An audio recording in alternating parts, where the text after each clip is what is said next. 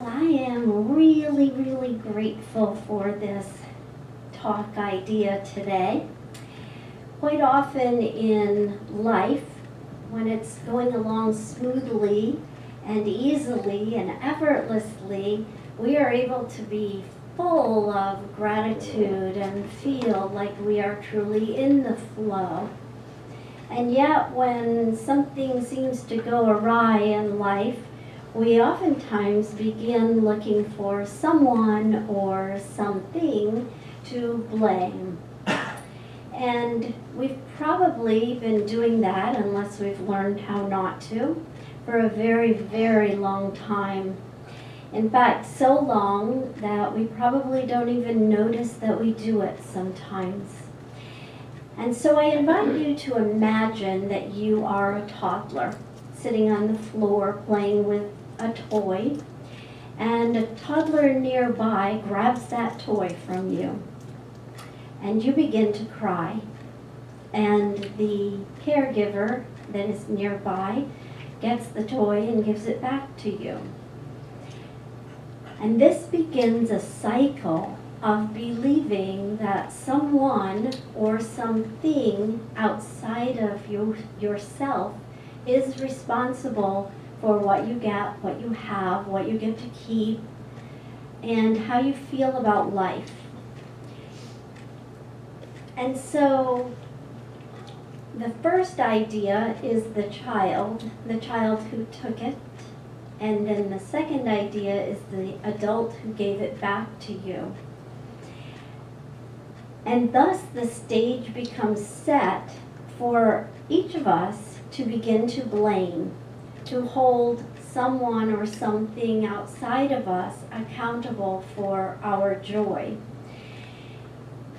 And I'm not going to say that the actual events did not occur, because indeed they do. We all have experiences in life.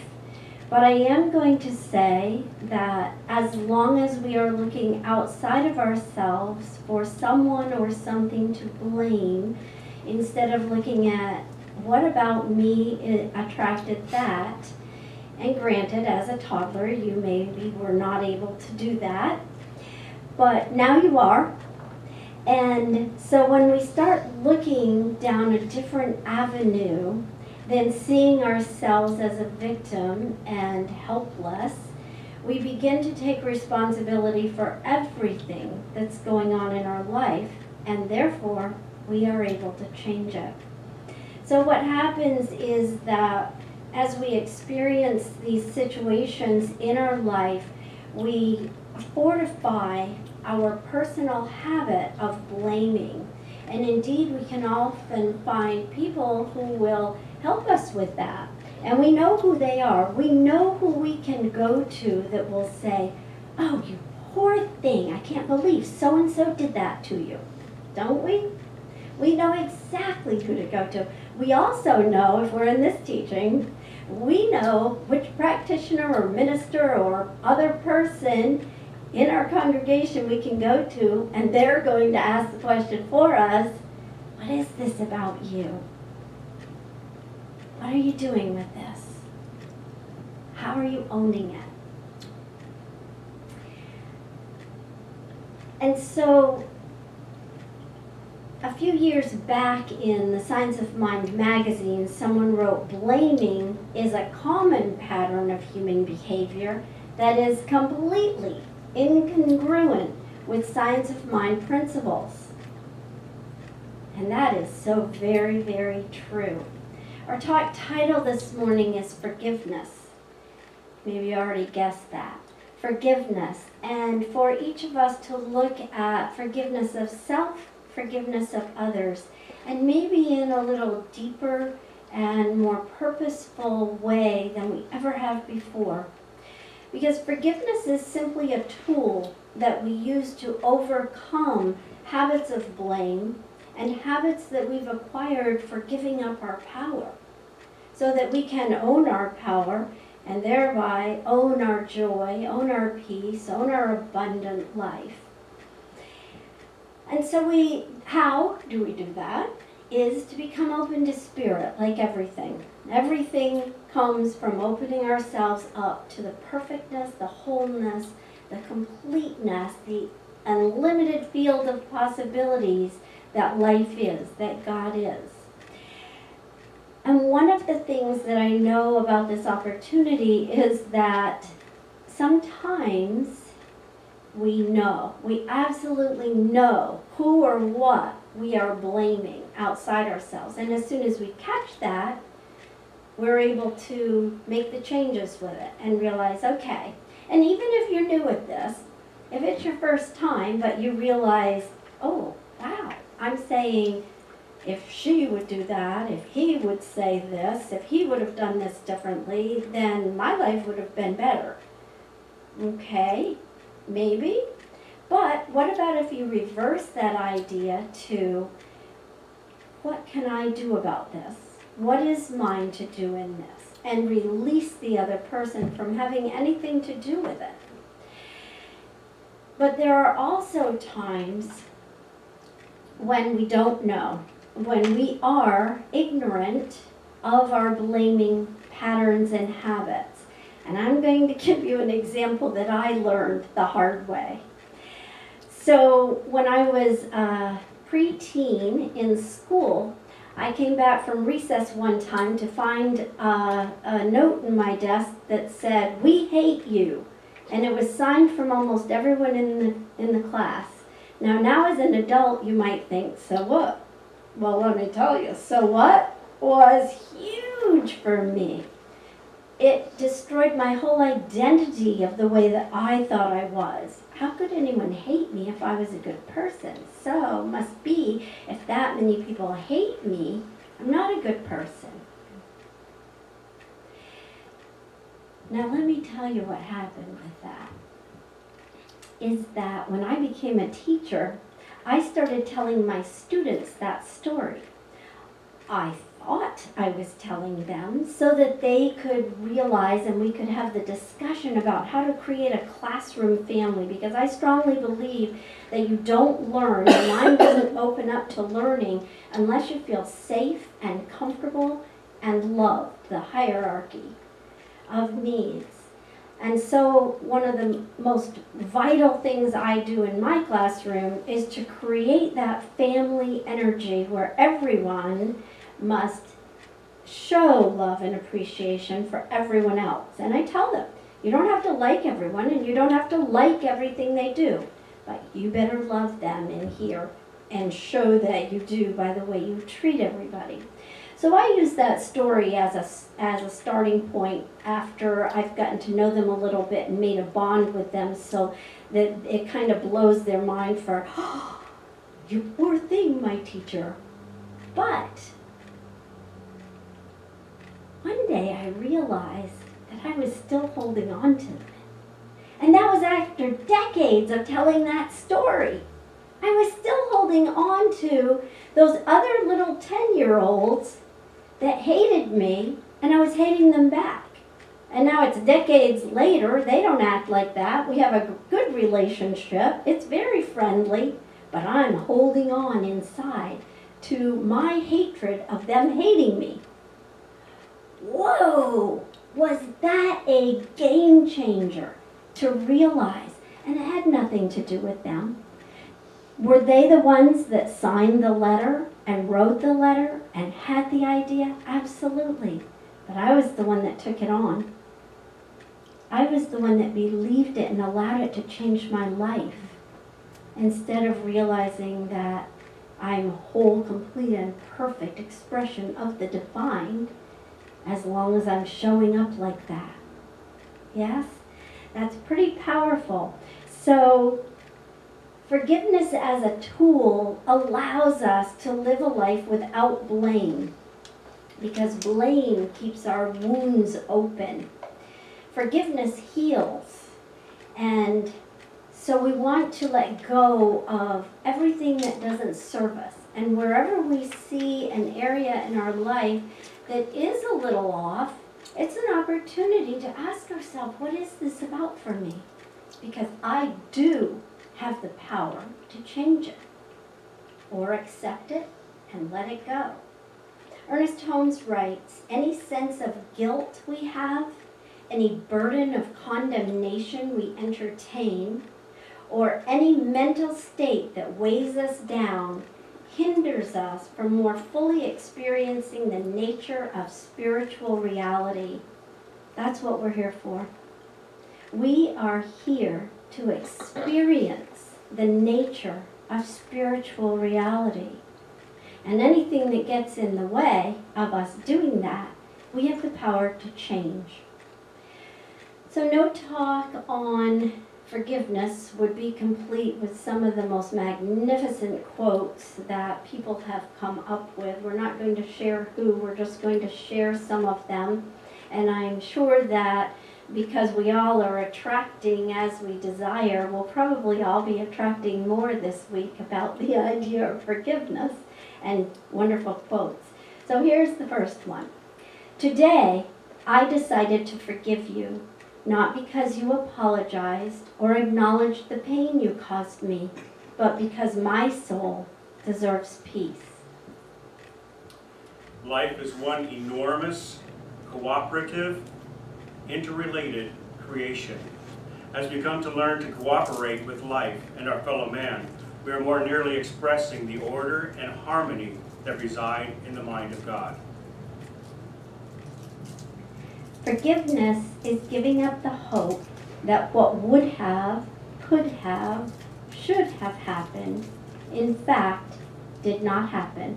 It's accepting the reality of what did happen and moving on. It's fundamental in allowing you to live your best life. It's transformative. We must decide either to be as we have been or to start to be what we desire to be. Now is the only time we can ever act. To forgive is to set a prisoner free, only to discover that the prisoner was you. To create a new reality, you must first let go of the one that no longer serves you. A glass that is already full of water cannot hold more water. It is in pardoning that we are pardoned. Because we fail to realize that principle is not bound by precedent, we limit our faith to that which has already been accomplished, and few miracles result. We're basing our reality on manifest objective conditions, not on the realm of infinite possibility. When we see what has happened to us, we're living our life dealing with conditions, manifestations that have come into form. We're no longer dealing with the realm of infinite possibility. And so therefore we're going to find limitations wherever we go. Unwillingness to forgive is a choice to live in limitation, not to look at the possibilities. Forgiveness is something we do for ourselves, literally for ourselves. It affects only our own consciousness and has nothing to do with others or even with truth, or at least facts. It has to do with personal perspective, preferences, and perseverance, because we tend to hold on to our side of the situation, and we hold on to our side of the truth at all costs, the so-called truth. There are no sides to universal truth. Our materialistic perceptions influence our reality and are often based on mistruths, based on opinions or ideas or personal preferences, not really on universal truths. The mistruths are founded on false evidence quite often. It's been proven that what we witness in a situation and what we might consider to be solid evidence can be modified or justified in our memory over time as we hold on to that one idea and validate it and justify it. It actually becomes more and more according to what we would like it to be rather than what it truly is. This has been proven in court cases. This is why witness testimony is not always the best or most reliable evidence in a court case, because once you may be relaying what is absolutely true to you, but either over time we have shifted what the truth really is, or what the evidence really was, or in our relaying of it, we say things that aren't really accurate. And so therefore, witness witness identification of something is not necessarily accurate in court. It's not the most reliable evidence that we can come up with. It could be the most of the mistruths, at least in relation to forgiveness, are founded simply on misunderstandings. Have you had any misunderstandings, and you've talked to your family about things that happened when you were children, and they maybe have a totally different picture of it than you do, because it affected you in a different way than it did them. I know sometimes my kids talk to me about things that happened. I think, man, you grew up in a different house than I did. I don't know where you came up with that. But I think we have, and I'm not saying that they have misunderstandings. I'm saying we all have misunderstandings. I probably have misunderstandings of how they perceive that. And I've been carrying it through the year, justifying my place in that, because I'm always right. Right? Well, there are so many things in life that we see a little bit differently, and sometimes we base all of our truths on those things that we consider to be absolutes in our lives. Here's an example. McDonald's Quarter Pounder came out in 1970. Actually, 1972.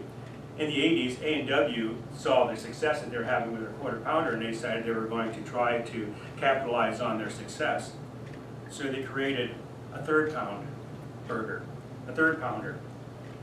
And they charged the same amount for it. And they did a taste test, a blind taste test, and most of the people agreed that the A&W third pounder actually tasted better than McDonald's Quarter Pounder. And so not only was it bigger, but it tasted better. And so they put it on the market, but nobody would buy it. They couldn't figure out why nobody was buying it. And they actually sat down and had another group and ordered more tests and focus groups to discuss what was going on. And they found that actually Americans are not very good at math. More than half the participants in the focus groups questioned the price of an A&W burger. They said, why should we pay the same amount for a third of a pound of meat as we do for a quarter pound of meat at McDonald's? You're overcharging us. Literally, more than half of the people thought that 1/4 was larger than 1/3 because 4 is greater than 3. Now, maybe you happen to think about that. I would think most of the people who attend here would understand that a 1/4 is not quite as big as 3. But it's interesting that more than half believed that a 1/4 was bigger than a 1/3. More than half, which is bigger than a 1/4 or a 1/3. Right? Now McDonald's decided to follow suit in this thing, and they a few years later offered a third pounder beef sandwich, and nobody would buy it because it cost more than their quarter pounder. A few years later, they tried the thing again with the sirloin third pounder, and once again, nobody would buy it because it cost more than a quarter pounder. So A&W came up with the idea, and they recalculated their marketing, saying the customer, regardless of his or her proficiency with fractions, is always right. What do you believe about a situation that may be factual or not factual? And if you really thought about it, you would recognize the challenge in that whole situation. Non-forgiveness is founded on objective criteria of time and space. It is something that we perpetuate over time, and it can only exist if there are two opposite sides to the situation. When we eliminate the elements of space and time, we can negotiate the condition in the here and now, and the predominant features that sustained the condition of the sides no longer have any power or even reality. When we deal with the situation subjectively or spiritually, we reveal the truth that allows us to mitigate and resolve the conflict that started in the first place. It reminds me of a quote that I read recently that says, the problem is that everyone is looking for unconditional love while carrying a bag full of conditions. Try that again. The problem is that everyone is looking for unconditional love while carrying a bag full of conditions. We have to release the conditions of what we think we know to accept the truth, what really is. And when we do that, we can release all non-forgiveness. And that's a good thing. So in summary today, I'm going to share with you ideas paraphrased from Ernest Holmes as he wrote about forgiveness in the book Journey into Life. He writes that people must stop doing that which hurts. In order to forgive ourselves and others, we must stop doing that which hurts. And when we do this, the universe simultaneously forgives us. God is the greatest divine forgiver, since God is the givingness of life to all of life. Indeed, each of us has made mistakes, whether it's things that we have done or things which we have not done. And if we can't learn to forgive ourselves for our mistakes, we may even believe that God does not forgive us, which is literally impossible when we have discontinued doing harm to ourselves and others. God, as divine forgiveness, operates as harmony, and this harmony dissipates our confusion, and our confusion in the form of false thoughts and ideas. Harmony will dissipate that. And it will dissipate it as we let be known the harmonious ideas of our desires. And these desires that we want to let be known are of peace, love, joy, and well-being for ourselves and others. May you enjoy this week and find any area that needs a little house cleaning on the idea of forgiveness of yourself or others. And so it is.